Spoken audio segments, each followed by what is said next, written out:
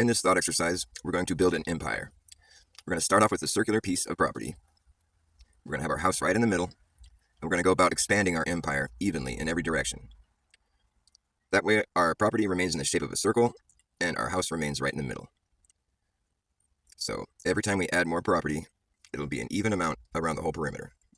So the amount of property we have will increase, the perimeter around it will increase in measurement, and our house will always remain right in the middle of our empire. It'll look something like this.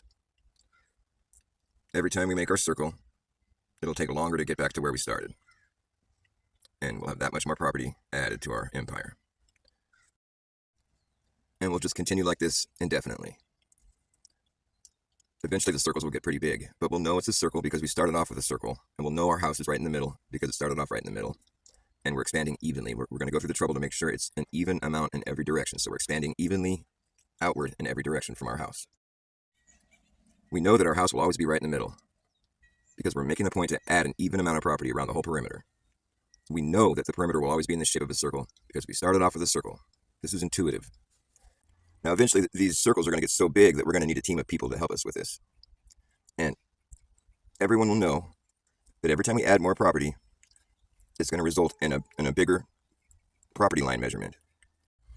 Now, regardless of how big this property that we own gets and how massive of a perimeter measurement we get, there's no point in time when anyone would have any reason to think that our property line would start to shrink because we're adding more property every time. We can see a visible representation of that. We have no reason to believe that we could fit more property inside a smaller perimeter. That sounds crazy.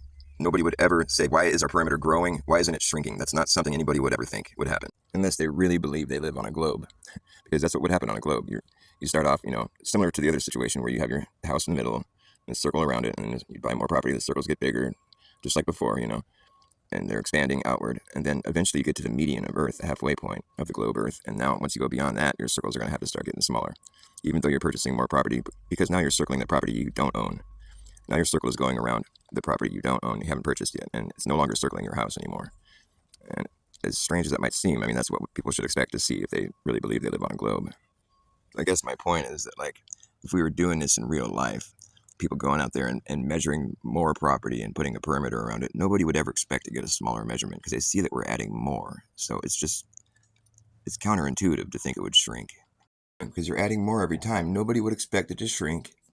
So what I'm saying is we have to depart from what we expect to be reality in order to believe in the globe Earth.